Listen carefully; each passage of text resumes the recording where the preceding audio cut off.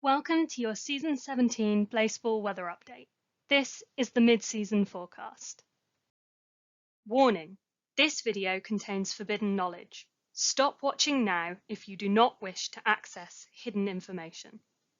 This video would not have been possible without the work of the Society for Internet Blaseball Research. As we move into the mid-season, the weather remains steady. Flooding will be the most common weather for 2/3 of the teams to play in, and blood rain remains high. Glitter continues to be elusive, only gracing 7 games across the whole mid-season. Tokyo will be hosting the highest amount of black hole games, whilst Hawaii claims Sun 2. Yellowstone will be reverbing in the mid-season, and Breckenridge seeing the most blood rain. Dallas and Mexico City share the largest number of feedback games. Chicago will have the most coffee, Ohio the most flooding, and New York the most solar eclipses. Stay tuned for a team-by-team breakdown of the weather after this message to snack investors. Solar eclipses are up from the Earl season and at the same level as in Season 16. With the unstable modification bouncing around, Sundays may have some decent payouts. Flooding continues to decrease comparatively to previous seasons, whilst remaining the most frequently occurring weather.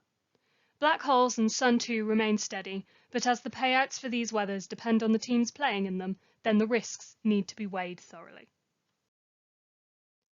The Lift will get a chance to use both stadium modifications, with a game of Coffee 3s at home, plus feedback and reverb games. They will also host a glitter match, but the most common weather for the team to play under will be flooding. The Fridays get a chance to clear up their stadium and will also try to welcome more birds home to roost in the mid-season. They will be the only team to host more than one game in glitter, yet like most teams, the Fridays will play under flooding most frequently. The garages will stay disappointed as they see neither coffee nor birds at their stadium. Their most common weather will be flooding, but solar eclipse is only just behind, with everything else low in comparison. Another team missing out on modification weathers for their home games, the Lovers will be playing 1/3 of their games in either blood rain or salmon. They will also host the highest amount of peanut games in the ILB.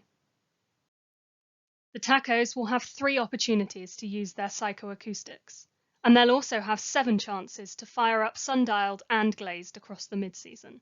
Yet, the most common weather for them to play under will be salmon. The Mechanics will cash in on their stadium renovations this time, seeing 5 feedback or reverb games at home and hosting 2 games in Coffee 3s. They join many other teams in having flooding as their most common weather, but they will also get to take part in a glitter game. In the mid-season, the Magic will see all 3 modifications catered to, whilst hosting 3 solar eclipse games, 1 Sun 2 game, and a coffee game. To help others benefit from playing at their stadium too, they will host a game in glitter. Their highest weather is also flooding. As the Shoe Thieves play over half their games at home in the mid-season, they will see a chance to use both psychoacoustics and sweetener. Their most frequent weather is flooding, but they will also see a glitter game. The Sunbeams have the opportunity to flex their psychoacoustics and their solar panels, with several games each of feedback and Sun 2. The Beams are trying to even things out with 3 equally frequent weathers: reverb, salmon, and flooding. The Jazz Hands are tuning up, hosting 5 games in reverb or feedback in which they can use their sound system and acoustics. They will also see 1 coffee game to use sweetener in, but overall they will see more salmon than anything else. The Stakes will remain disappointed in their sweetener investment, seeing no coffee games at home and only 1 at all in the mid-season. They are hosting the joint most feedback games of the ILB, seeing 8 games in this weather overall. They will be the only team to both host and play in glitter weather. The Spies get an opportunity to clean up their stadium, seeing just 1 flooding game in their 15 at home. But when added to their away games, flooding with salmon will be the most frequent weather for the team to play in. The Wings will remain coffeeless in the mid-season, instead getting 7 chances to clean out their stadium. Unsurprisingly, the most common weather for this team will be flooding. The Breath Mints flex their stadium modifications with 6 games of feedback or reverb in which to use them. Yet, like most other teams, they will see flooding as the most common weather. The Firefighters are cashing in on their sweetener this time round, hosting 4 coffee weather games in the mid-season, double what any other team will host. They add to this with 2 opportunities to use their echo chamber. But despite all of these weathers, they will still play the most games in flooding.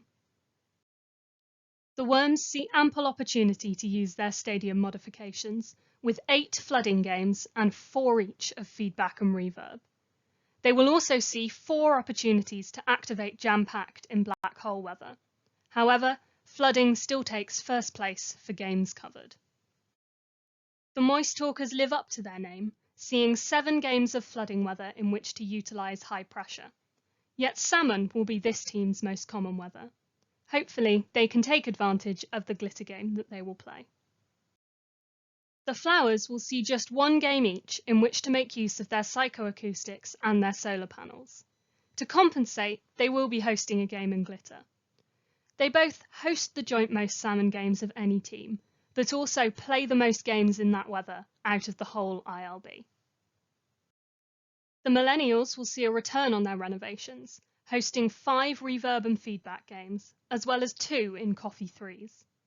One of only 2 teams not to play in birds weather at all, they will be getting their wildlife dose with 10 salmon games instead. The Pies will only get sweeter, hosting 2 coffee games in their stadium. They are one of only 2 teams who won't play in salmon at home, but they will see 2 games of birds for their friends. The only weather they won't play in during the mid-season is coffee, but the most common weather will be flooding, followed closely by blood rain. The Crabs take their renovations for a ride, seeing 3 feedback and reverb games and 2 flooding. They will have 6 opportunities to crush their opponents with black hole weather, but also host the joint most salmon games in the ILB, with it being their most frequent weather overall. The Georgias are the only team to not play any flooding games at home. They sadly get the chance to use just 1 of their modifications, and psychoacoustics only once. They will play in an equally high amount of blood rain and salmon. The Dallay, however, will party with all of their renovations, seeing 5 opportunities to use their sound system and acoustics. They also host a coffee game.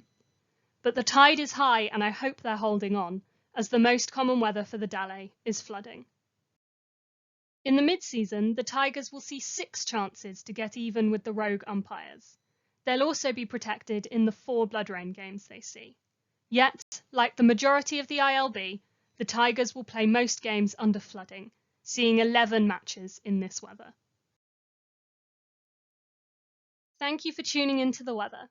I'll be back with your late season forecast on Thursday. But until then, rejoice, play ball.